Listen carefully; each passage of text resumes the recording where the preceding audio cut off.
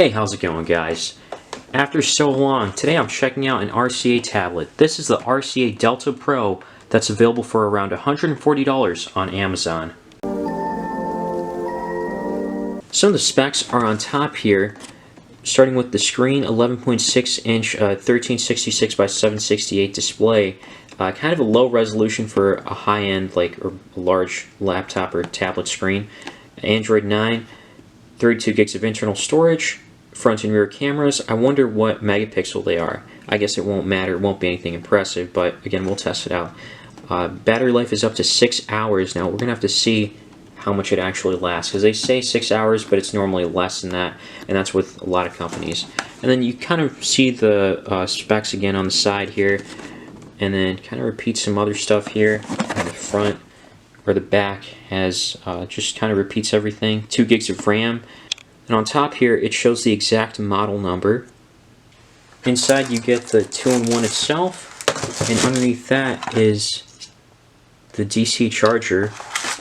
Got some silica gel. That goes right underneath the tablet here, the user guide. So this tablet looks similar to the RCA Galileo Pro that I tested out a few years back. Same volume keys, same area where it's at. The speakers on top here. The thickness is a little over 1 inch, and it weighs almost like 2.5 to 3 pounds, somewhere around there. A little heavy for a 2-in-1 tablet. You'll find all your ports located on the left side, with the USB port, power button, 3.5mm headphone jack. I think that's a micro USB cable, the DC port, and then a micro SD card slot. On the bottom, you can easily see the fingerprints on here, and there's only 2 rubber tacks compared to other tablets having 4, so they're really cutting back on expenses here.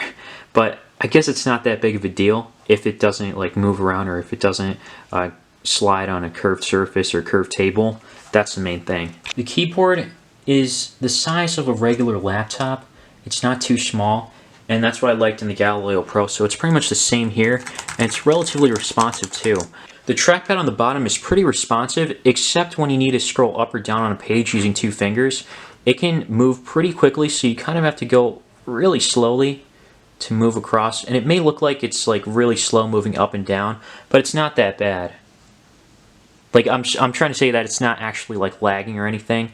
And then there is a back button if you kind of click the right side, kind of like the right clicker is the back button here, and it takes you all the way back to your home page. Now, I'm kind of disappointed with the screen. Actually, normally I wouldn't even recommend a tablet that has this. This has a TFT screen, and I noticed that when I took the tablet out of the keyboard. By the way, it's connected with 4 magnets here, and they're pretty strong, so the latch is pretty convenient to put on and take off. It's easy to take on and easy to take off, but it's pretty strong on there. Anyways, the screen is a TFT screen, so that's noticeable when you're looking at it in just the tablet mode, without the keyboard. So when you tilt it one way, it gets really dark, tilt it the other way, it gets really bright. And when it gets dark, it feels like the screen's kind of burned out. I guess it's kind of hard to tell on video, but it's easier to tell in person, and it's noticeable, especially when you're viewing it in portrait mode, because just a slight change in tilt can be a huge difference, and it was kind of a nuisance.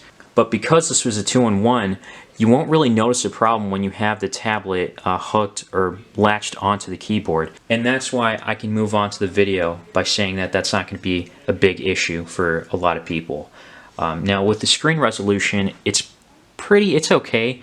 The brightness is decent. It gets pretty bright, but it's still not enough to use outside in sunlight. And I did go outside to take a few pictures here. Again, the quality was poor. Actually, it's just not good. I don't like the camera at all. And I'm not really going to show too many other pictures, except it's just bad. That's all you need to know about it. The front camera is up here, and the front camera doesn't look too bad. I think beauty mode might be on. I'm not too sure. But if we take a picture here,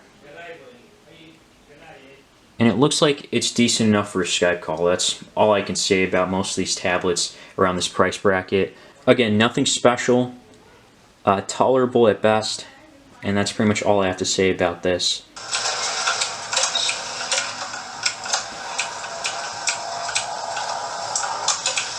So watching videos in 720p HD is fine. The speaker is actually better than expected.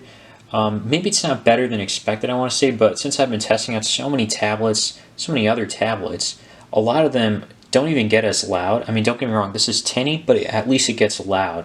So that's what makes it better than the other ones.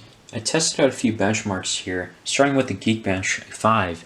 The single core score was lower than what I expected. The multi-core score came around just what I want to see, or what I have seen before. But 91 is just extremely low for a single core.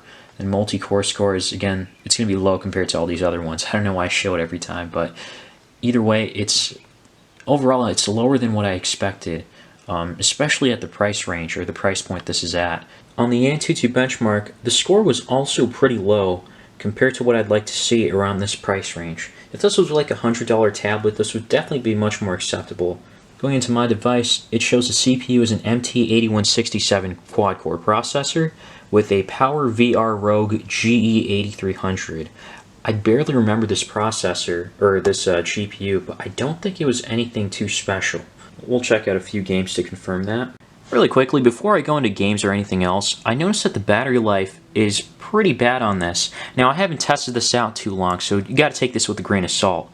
But over here, it looks like the screen usage since full charge has been 2 hours and 32 minutes, but I guess it was on standby time for a while. So if I were to guess, this could last for about 4 hours of on-screen time, or even 5 hours of on-screen time if you want to stretch it. Normally, I have to have the brightness at a high level, sometimes even maxed out, because it doesn't get too bright during the daytime, and I have my blinds closed so that you can see the screen here. This isn't just a problem with RCA tablets. In general, these like cheap low-end tablets don't really have a great bright screen, so just something to watch out for. Back to performance. Just browsing the web, reading an article, it takes a little longer for things to load. Like these ads just loaded here on the side, and this image tends to like reload every now and then. I don't know why. Of Warren Buffett's face. I don't know why that was happening. I guess I clicked on something by accident. But overall, it's okay. Just expect longer load times. That's what I'm trying to say. I noticed that there's a bit of a delay when I'm typing, maybe by just about a second. And that's not too great. I think we noticed that, or I think I saw that back in the Galileo Pro, and maybe one or two other tablets when I tested them out. First game I'm checking out here is Jetpack Joyride. And you can use the touchpad here, which I am, to just press to go up or down. And overall it seems to be smooth. No problems. Well, except for that part, I guess it just like kind of froze there. Next game is Fruit Ninja. This is easier for me to play in tablet mode.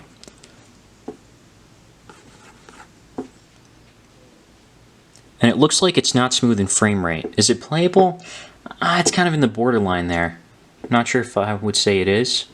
This does get intense later.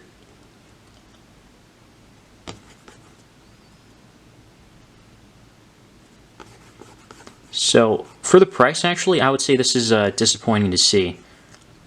Last game I want to check out here is Call of Duty. I'm going to take this guy down. Alright, there we go. Okay, so this doesn't look too bad. Just a few frame rate drops here and there. It's certainly playable. Yeah, this is definitely playable. Okay, so not bad. Also do want to mention that on the back here, I'm feeling that it's getting warm, a little warm to the touch, not too hot compared to other tablets from previous years. But something I wanted to mention, yeah, so it's not bad. It's not bad. Another thing that I never really talk about is the Wi-Fi connectivity. I noticed that in previous tablets that I've tested, some people have complained about the Wi-Fi connectivity issues. I actually always thought that this was just on my part, my end, but actually the tablets seem to have some kind of problem sometimes. This one doesn't have any problems with the Wi-Fi, so the connectivity has been fine overall, so can't complain there. At the price point, I don't know if I'd recommend this. Actually, I know I wouldn't recommend this. I'd rather recommend checking out the ONN 10-inch tablet with a keyboard. I think that goes for around $100 at the time of this video. I'll have links down below. And let me know what you guys think in the comments. And as always, if you enjoyed it, feel free to leave a like. Thanks for watching.